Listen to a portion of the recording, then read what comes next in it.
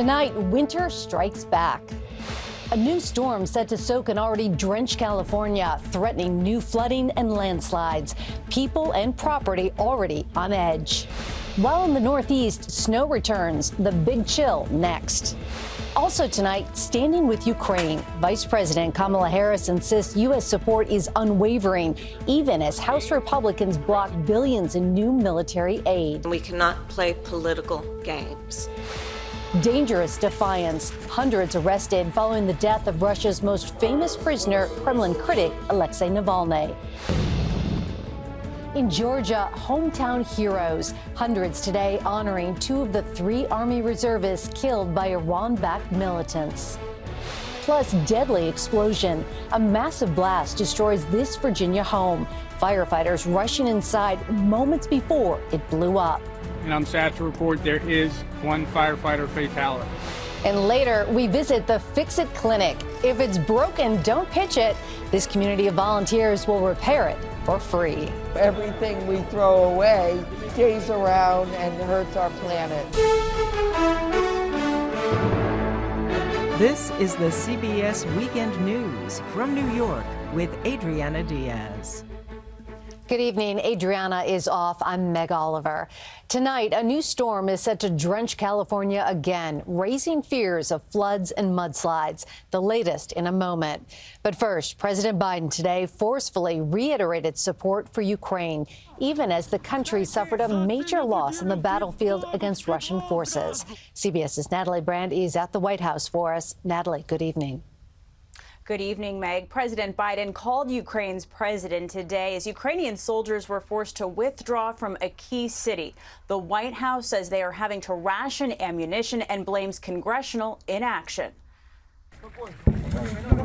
Russian forces raised their flag in the eastern city of Avdiivka, what had been a Ukrainian stronghold and symbol of resistance since Russia's invasion nearly 2 years ago. Oh, I'm going to fight till we get them the ammunition they need and the capacity they need to defend themselves. President Biden's pledge comes as Ukrainian President Volodymyr Zelensky appealed to world leaders at the Munich Security Conference. You have been an extraordinarily courageous leader. Vice President Kamala Harris emphasized unwavering U.S. support, even as the timing of more security assistance remains in question, held up in the U.S. House, now on a nearly 2-week recess. We do not currently look into alternatives because we are counting on the United States. But it's unclear if and when the House Speaker will take up the bipartisan foreign aid package passed this week in the Senate. There's only Plan A, which is to ensure that Ukraine receives what it needs. Right now, you've got Congress saying, well, do we support Ukraine and Israel, or do we support the border? Don't let them lie to you like that.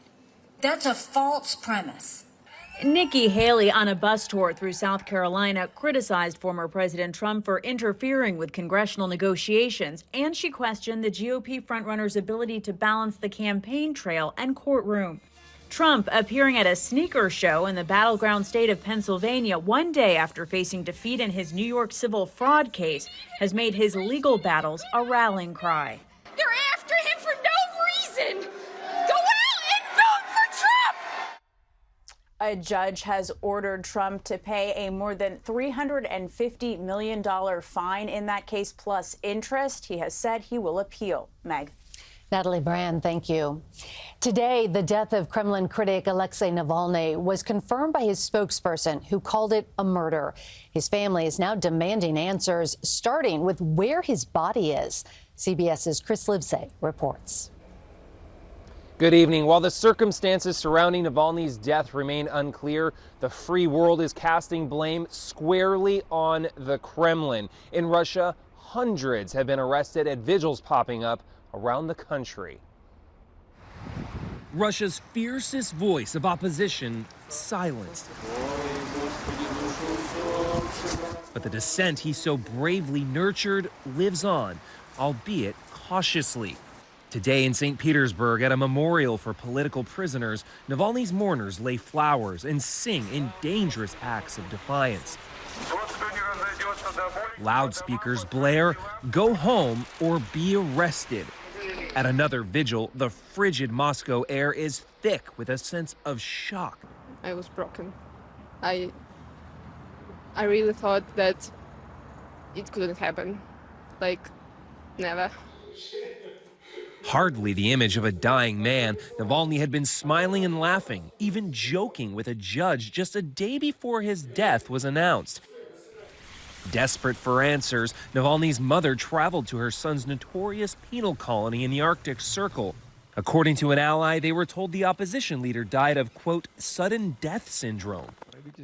As for Vladimir Putin, the man who never deigned to utter the name Alexei Navalny out loud, the Russian president was all smiles at a visit with factory workers. And on the state-sponsored newscast, a mere 30 seconds was devoted to mentioning anything of Navalny's death. Navalny himself had long contemplated and half expected martyrdom. In a documentary 2 years ago, he told followers, "You're not allowed to give up. If they kill me, it means we are incredibly strong." So strong, the Kremlin fears him even in death. "We will not surrender," says a young woman's sign. "Russia will be free." And tonight, Navalny's mother is desperately searching for her son's body, but doesn't know exactly where to find it, Meg. A spokesperson for Navalny's family says the Kremlin is clearly trying to hide the body in an attempt to cover up their tracks. Chris Livesay, thank you. Today, communities across Georgia came together to honor the service of 2 fallen U.S. Army reservists. They, along with a 3rd soldier, were killed in a militant drone strike at a remote base in Jordan. CBS's Astrid Martinez has more. The family of Sergeant Kennedy Sanders said a final goodbye and closed her casket at the 24-year-old's funeral in Waycross, Georgia. People in her hometown lined the streets Thursday as her casket arrived. Today, an Army colonel recalled training her as a heavy machine operator. Kennedy understood the significance of our mission. She knew that every road we built, every shelter we erected, directly contributed to the success of our operations.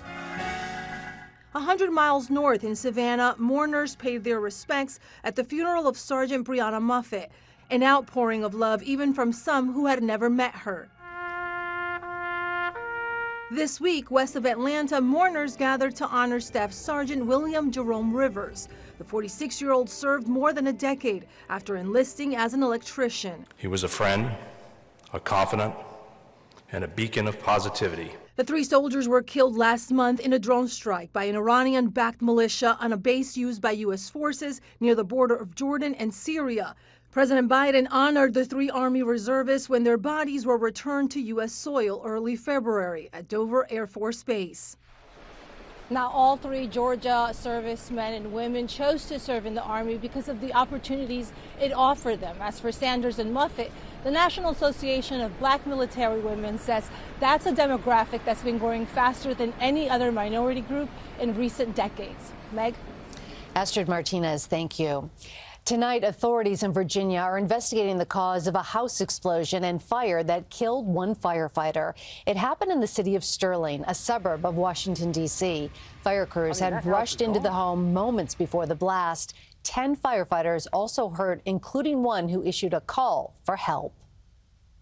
I've got fire going on down here, and it's slowly making its way towards me. I am unable to make my way out. I need you guys to get down here and put this fire out ASAP.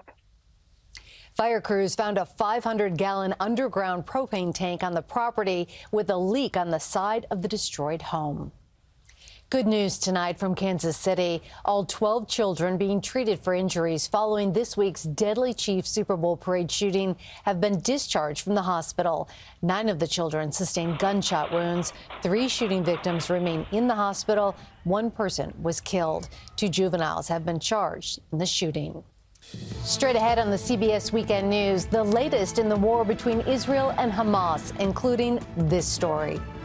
I'm Holly Williams in Tel Aviv. Even with the war still raging, some Israeli settlers are already making plans to move to Gaza.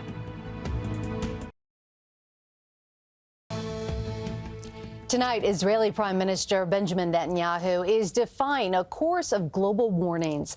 Netanyahu says he plans to forge ahead with plans to invade the city of Rafah, where more than 1 million Palestinians have sought refuge.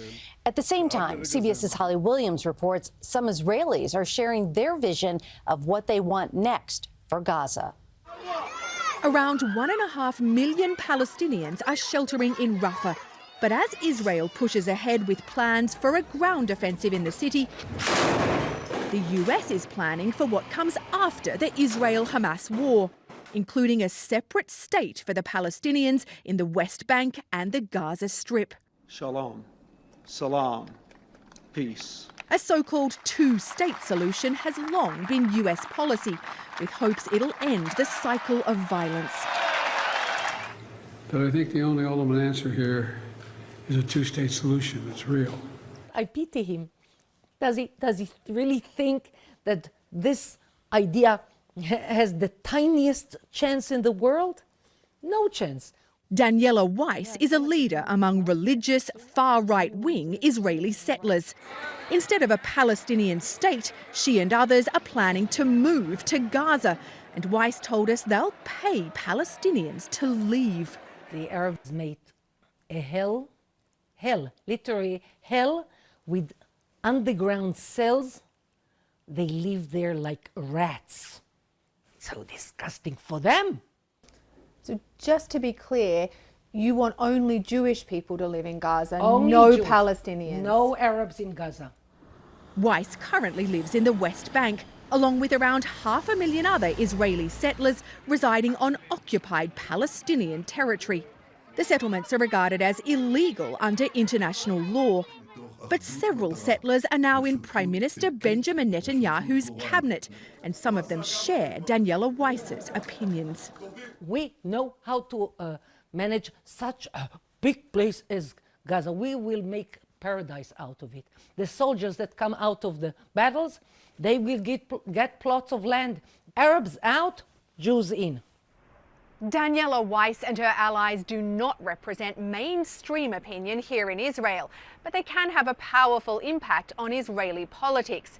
Meg, Prime Minister Netanyahu has said that Israel does not want to occupy or govern Gaza. Holly Williams, thank you. Still ahead on the CBS Weekend News, Broadway honors one of its legendary performers, the late Chita Rivera.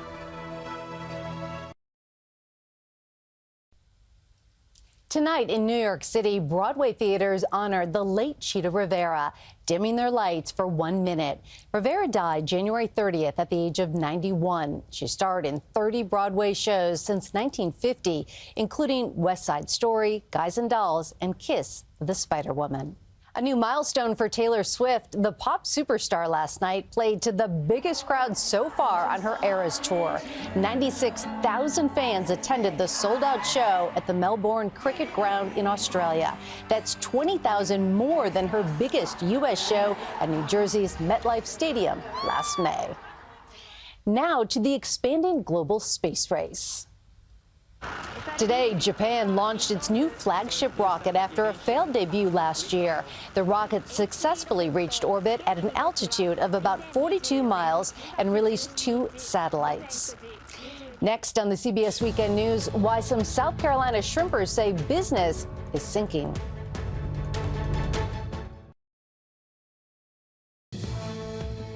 Americans love shrimp, but U.S. shrimpers are sinking, struggling against a flood of cheap foreign imports. CBS's Mark Strassman traveled to Charleston, South Carolina, and met fishermen just trying to stay afloat. Off South Carolina's coast, Rocky Magwood shrimps with a jumbo problem. It's worse right now than we've ever seen. Plummeting prices for his catch. Is this driving people out of business? Very much so. I mean, people are dropping like flies out of this business. The issue, imported cheap shrimp from Asia. Grown in pond farms like these, often subsidized by foreign governments. It's idled many of the state's roughly 300 shrimpers. I would love to be out there at least 6 days a week. And how many days are you on the water? 2 to 3 now. Because there's no market? No market. In 2022, local shrimpers here got $5.73 per pound. Last year, $3.39 per pound, down more than 40%, which they say barely covers their costs. Patrick Rooney's restaurant serves only locally caught shrimp. He pays more because he says local shrimp tastes better. You could do cheaper. We could, but that's not what people want. What shrimpers here want, a U.S. tariff on foreign competition. You're a fourth generation shrimper. Are you afraid that there won't be a fifth? I have a son that's 5 right now. He won't be able to do this the way it's going right now. There's no way. And you're not being melodramatic. No, this is just the facts. To keep shrimping, first, they have to catch a break. Mark Strassman, CBS News, Shem Creek, South Carolina.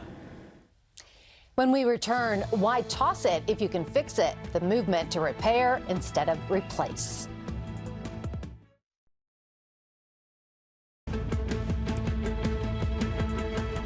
We end with a new spin for broken objects. In tonight's Weekend Journal, CBS's Ann Mokovic reports on a community of volunteers showing that you don't have to pitch it, you can fix it.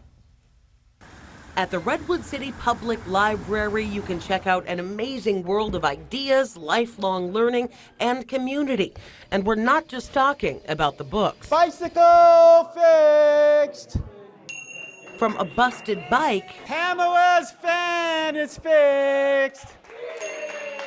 And an old cast iron fan, cherished by Pamela. Thank you for being a fan. Welcome to San Mateo County's Fix It Clinic, a community repair event where neighbors help neighbors fix their broken electronics, appliances, and, well, all kinds of stuff. We see everything. It's kind of like improv. You never know what the general public's going to bring you. Let's do the important inspection, which is how easy is it going to be to take this apart? The Fix It Clinic is organized by San Mateo County's Office of Sustainability. It's about keeping stuff that's already in service in our communities working so that people don't have to go buy new things. It's run by Peter Mui and his intrepid army of volunteers. Have you ever seen a screwdriver that looks like that? No. You have to come to the Fix It Clinic, and we've got this beautiful screwdriver here that's designed just for the Breville toaster. We all have a variety of knowledge and background, and if I'm working on something I don't know, I'll go and grab somebody else and say, hey, I'm trying to fix this Mixmaster. Have you ever done this before? And we'll do it together. The goal of the clinic is to keep useful stuff out of landfill. Everything we throw away like this pretty much stays around and hurts our planet. Diane Haditsian loves her blenders. They belong to her mother and her grandmother. I came here today to see if we could fix it. While there's no guarantee your stuff will be fixed, if it is, the whole room knows about it. Waffle maker fixed! As for Diane, the culprit was a sticky sludge gumming up the gears. After a cleaning, she's back in business. It means that I don't have to throw this in landfill. Sunbeam mixer 1955. It turns out fixing the small stuff, I'm a huge fan. might move us a little closer to fixing the world. Ann Makovic, CBS News, Redwood City, California. Love their energy. That's the CBS Weekend News for this Saturday. I'm Meg Oliver in New York. Good night.